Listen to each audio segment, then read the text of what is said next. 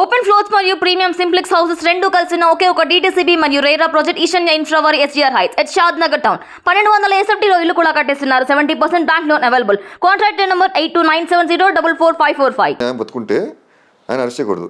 ఈ దొంగ మేనేజ్మెంట్కు వ్యవస్థలు మేనేజ్ చేసి అని చేస్తే మరి నేను అది దేవుడే చూసుకోవాలి. ఒకటండి, నేను ఒక ఆయన మేనల్లుగా అది అవసరం వస్తే నేనే దిగుతాను న్యాయం పోరాటం కోసం. ఎస్, నేనే న్యాయం తలుపు పెడతాను. ఎస్, ఈయన ఏం చేయలేదు, అది ఫ్యామిలీ మెంబర్గా నేను చంద్రబాబు తరఫున నేను కావాలంటే ఫైట్ చేస్తాను. తర్వాత మీరు మీ ఫ్యామిలీలో రామారావు గారి తరం తర్వాత మీ నాన్నగారు మీ బాబాయ్ తరం, ఆ తర్వాత మీ తరం. సో మీ తరంలో ఉన్న కజిన్స్ అందరిలో ఈరోజు మీ మధ్య జానకిరామ్ గారు లేరు, అట్లాగే రీసెంట్గా తారక రత్న గారు కోల్పోయారు. సో మీకు వాళ్ళతోటి అనుబంధం ఉందా? సన్నిహితంగా ఉంటారా? తారక రత్న పైగా ఏంటంటే తను యువగళం ప్రోగ్రాంలను ఈవెంట్కి వెళ్ళే ఆ టైంలో అక్కడే కొంచెం అనారోగ్యానికి గురి హాస్పిటల్లో చేరటం ఇవన్నీ మనం చూసాం. సో మీరు తారక రత్న ఉదంతం గురించి ఆయనతో మీకున్న అనుబంధం గురించి ఏమైనా చెప్పగలుగుతారా? తారక రత్న పాపం చాలా అన్ఫార్చునేట్ అండి. అలా జరగటం నేను ఎవరు ఎక్స్పెక్ట్ చేయలేదు. అది ఫ్యామిలీ మెంబర్స్, నేను కూడా ఎక్స్పెక్ట్ చేయలేదు. అతను పాపం ఏంటంటే చాలా డౌన్ టు ఎర్త్ ఉంటారండి. చాలా డౌన్ టు ఎర్త్, చాలా ఫ్రెండ్లీ. ఆ పొగరు, ఆ గర్వం, అంటే నేను ఎన్టీ రామారావు మనవాడు అని చెప్పి చెప్పుకోవటం, బిల్డప్లు ఇవ్వటం, అందరికీ చెప్పుకోవటం, దాంతో ఆ గర్వం చూపించడం, మిస్యూజ్ ఆఫ్ హిస్ పవర్, తాతగారి పేరుని మిస్యూజ్ చేసుకోవటం, ఇలా పిచ్చి పిచ్చి ఏం చేసేవాడు కదండి. చాలా మంచోడు. నాకు పరిచయం తనతోటి. నేను చూసుకుంటే ఫస్ట్ డ్రైవింగ్ అతను యాక్చువల్లీ కార్ ఇచ్చింది నేనండి. అతను నాకు గుర్చేసాడు.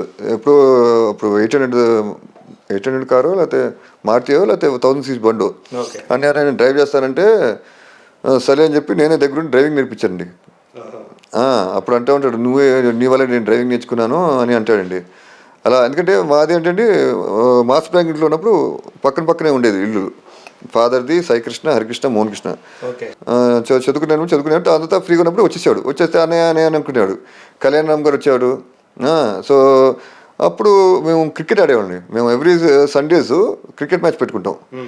వాళ్ళ ఫాదర్ మోహన్ కృష్ణ అండ్ ప్రసన్న గారు ఉన్నారు, తుమ్మల ప్రసన్న గారు. ఆయన అంకుల్, మోహన్ బాబాయ్, నేను, తారక రత్న, మళ్ళీ ఇంకా ఇద్దరు ముస్లిం స్టూడెంట్స్ ఉన్నారు, ఇంటి పక్కన ఉంటారు. హుసేన్ అని ఒక ఫ్రెండ్ ఉన్నాడండి, ఇంకో అతను ఆదిల్. మేము వరకు ఇంకో 2-3 వస్తారండి. సో మేమందరం ఎప్పుడు ఎవ్రీ సండేస్ క్రికెట్ ఆడేవాళ్ళని. అండ్ తారక రత్న మంచి బౌలర్ అండి, మంచి బౌలర్, మంచి బ్యాట్స్మెన్స్, ఫాస్ట్ బాల్ బాగా చేస్తాడు. మంచి ఇది ఉందండి అతనికి. అండ్ కలిసి బయటకు వెళ్ళేవాళ్ళని. తాతగారితో ఒక ఫోటో ఉందండి, చిన్నపిల్లడుగా. ఒకే ఫోటో తాతగారితో. అది పెద్దగా కొంచెం పిల్లడుగా ఉన్నప్పుడే. ఆ ఫోటో నేనే దగ్గర దిగిపించాను యాక్చువల్లీ. అది అది కరెక్ట్గా తాతగారు చనిపోక ముందు 15 days ముందండి ఫోటో దిగింది. యాక్చువల్లీ న్యూ ఇయర్కి వెళ్ళాను. 96 January 18 తాతకు చనిపోయారు. న్యూ ఇయర్కి అతను తారక రత్న వచ్చాడు ఇంటికి. అప్పుడు నేను తాతగారి ఇంటికి వెళ్ళిపోతున్నా. అని యాక్చువల్లీ ఒబ్బు అంటామండి. యాక్చువల్లీ ఒరిజినల్ పేరు ఓబులేశ్వర్. ఒబ్బు వెళ్దాం, తాతగారి ఇంటికి వెళ్తే ఓకే అని వస్తానని అని చెప్పి వచ్చేసాడు అతను. అప్పుడు నాకు ఫ్రీక్వెంట్గా తాతగారు దగ్గరికి వెళ్ళటం నాకు అలవాటు. అతను చాలా ఎప్పుడో ఒకసారి అనుకుంటా నాకు తెలిసినకు. సో నాతో రావటం వల్ల సరే నేను ఫోటో దిగల. అక్కడ ఫోటోగ్రాఫర్ స్టిల్గ్రఫర్ ఉన్నాడు. అంటే వచ్చిన వాళ్ళు విఐపీలందరితో అక్కడ స్టిల్గ్రఫర్ ఫోటో తీస్తాడు. తాతగారు పర్సనల్ ఫోటోగ్రఫర్ ఉన్నారు. సో అలా మా ఇద్దరు ఫోటో దిగలేదు. నా ఫోటో దిగిపోలేదు. ఇతను దిగితే బాగుంటుంది, ఎందుకంటే మేబీ ఎప్పుడో ఒకసారి వస్తున్నాడు కదా అని చెప్పి నేను దిగుతూనే ఉంటా. అతను దిగితే బాగుండని చెప్పి ఓబూదా నువ్వు దిగు తాతకుడుతాను చెప్పి అల్లి దిగాడు. తర్వాత లాస్ట్ పిక్చర్ అండి, ఆ ఫోటో కూడా ఉంది నా దగ్గర.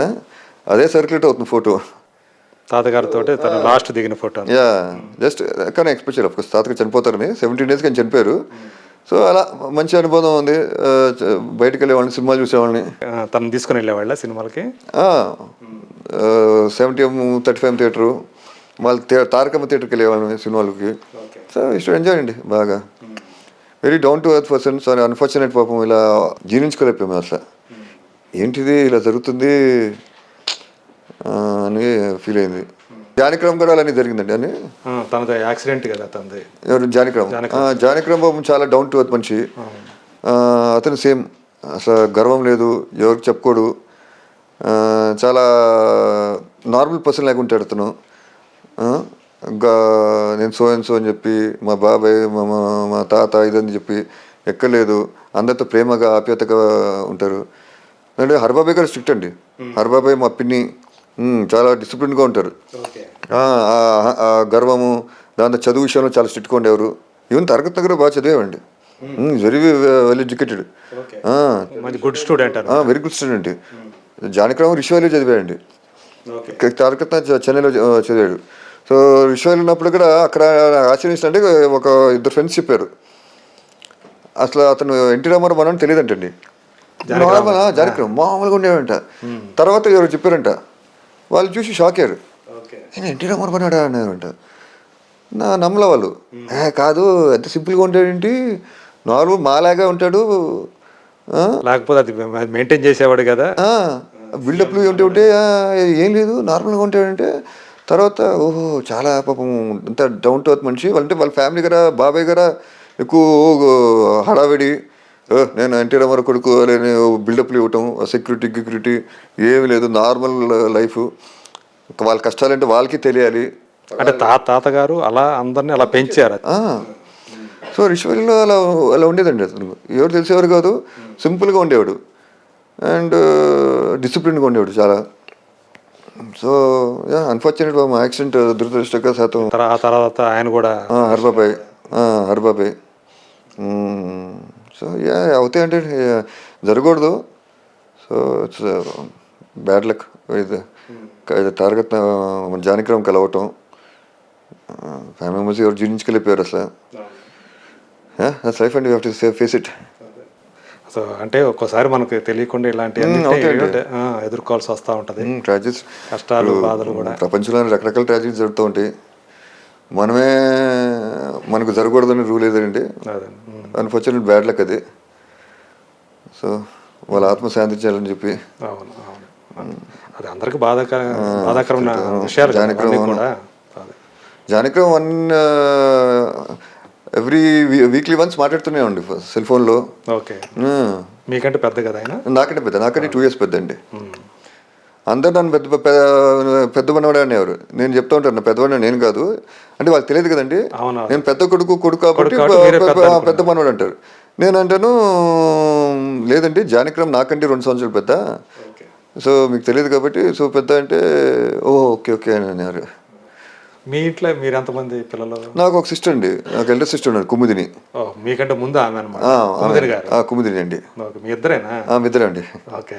అండ్ షీ ఎక్స్పైర్డ్ అండి, లాంగ్ బ్యాక్ 2000 ఎక్స్పైర్ అయ్యారు. సో ఇప్పుడు అలాంటి ఒక గొప్ప ఫ్యామిలీ నుంచి వచ్చి ఈరోజు మళ్ళీ ఒక సింపుల్గా ఒక బ్రీత్ అనే సినిమాని తీసి మా ముందుకి ప్రజెంట్ చేయబోతున్నారు. సో దీని తర్వాత ఏంటి మీ ప్లాన్స్ ఏంటి? బ్రీత్ రేపు వస్తూ ఉంది, జనాలను దీన్ని ఎలా ఆదరిస్తారని మీరు ఎక్స్పెక్ట్ చేస్తారు? అవును, దీనికి ముందు నేను తీసుకెళ్ళాలి, పబ్లిసిటీ బాగా చేసి తీసుకెళ్ళాలి. ఒకటేనంటే పిక్చర్ కాంటెంట్, స్క్రీన్ ప్లే కరెక్ట్గా ఉంటే డెఫినెట్లీగా అందరు చూస్తారు. Mouth to mouth publicity. So and media వాళ్ళు బాగుందని వాళ్ళు రాయటం, వాళ్ళు రివ్యూస్ అని రాస్తూ ఉంటారు, వాళ్ళు ప్రోత్సహిస్తారు. ఎందుకంటే మీడియా ఇస్ వెరీ పవర్ఫుల్ లేదండి వెపన్.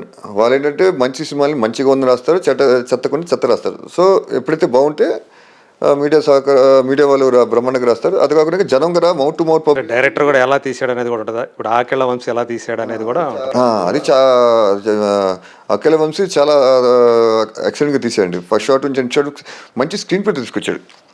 అండ్ మెడికల్ మాఫియా రావటం అనే ఆలోచన చాలా మంచి ఆలోచన అది. సో డెఫినెట్లీ అండి ఇది బ్రహ్మాండంగా ఆడుతుంది.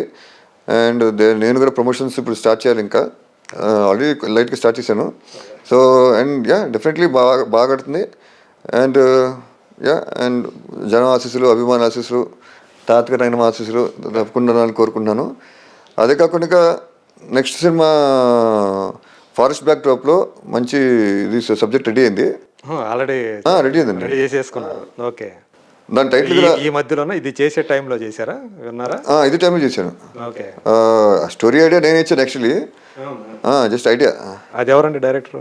డైరెక్టర్ ఇప్పుడు డిసైడ్ చేయాలండి ఇది. ఓకే. దాని టైటిల్ అనుకున్నాం అర్జున్ అగస్త్య అని మంచి స్టోరీ రైటర్ ఉన్నాడు. అర్జున్ అగస్త్య. అర్జున్ అగస్త్య. Okay, writer. అవునండి, ఆ సినిమా టైటిల్. ఓహో, హీరో పేరు. ఓకే. హీరో ఆల్రెడీ ఛాంబర్ లో రిజిస్ట్రేషన్ అయిపోయిందా? ఏదండి అర్జున్ అగస్త్య. అది ఇప్పుడు చేయాలి. ఇప్పుడు ఓకే, టైటిల్ రివీల్ చేశారు ఈ లోపల ఎంటర్ చేసేయండి. అదే ఇప్పుడు అదంటారా? బయటకు వచ్చిందంటే ఎవరో వేరే వాళ్ళు చేసేస్తారు. ఇప్పుడు చేస్తాను ఎందుకు ఇమీడియట్ గా పని చేయండి. అది లాగేసుకుంటారు, స్టోరీ లాగేసుకుంటారు. అది లాగలండి. మంచి రైటర్ ఒక దొరికాడు, అలీ అని చెప్పి. తెలియకపోవచ్చు కానీ టైటిల్ ఇదేదో బాగుంది అని ముందు చేసేస్తారు. ఫోన్ చేస్తాను నేను. అలీ అని మంచి స్టోరీ రైటర్ ఉన్నాడండి. అతను ఐడియా ఇస్తే సబ్జెక్ట్ మంచి స్క్రీన్ ప్లేతో రెడీ చేసేయండి. Okay. So maybe January 14th సంక్రాంతికి స్టార్ట్ చేస్తాను షూటింగ్. నైస్ అండి. సో ఇంకా చేస్తానండి ముందు సంవత్సరానికి 2-3 ఫారెస్ట్ బ్యాక్ డ్రాప్ సినిమా అనమాట. Forest back drop. ఓకే, అంటే అడ్వెంచరా? అది నేను చెప్పండి, అది interesting story.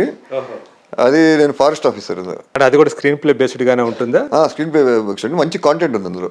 It's good content cinema, డిఫరెంట్గా ఉంటుంది. సో అందులో అర్జున్ అగస్త్య అనే ఒక ఫారెస్ట్ ఆఫీసర్ గా చేయబోతున్నాను. చేస్తాను. హీరో పేరు అర్జున్ అగస్త్య. అదే. నైస్ సార్ చైతన్య గారు. థ్యాంక్ యూ అండి. చాలా మంచి విషయాలు మనం షేర్ చేసుకున్నాము. సో మీ ఈ క్రైసిస్లో మీరు ఎలా నైతికంగా ఎలా ఒకరికొకరు నిలబడ్డారో చాలా విపులంగా చెప్పారు. అలాగే మీ December 2న రాబోతున్న మీ బ్రీత్ సినిమా, సో నటుడిగా చైతన్య కృష్ణ అంటే ఏమిటో ప్రజలందరికీ తెలియజేస్తుందని మనసారా నమ్ముతూ విజయం సాధించాలని ఆకాంక్షిస్తూ thank you so much. Thank you అండి.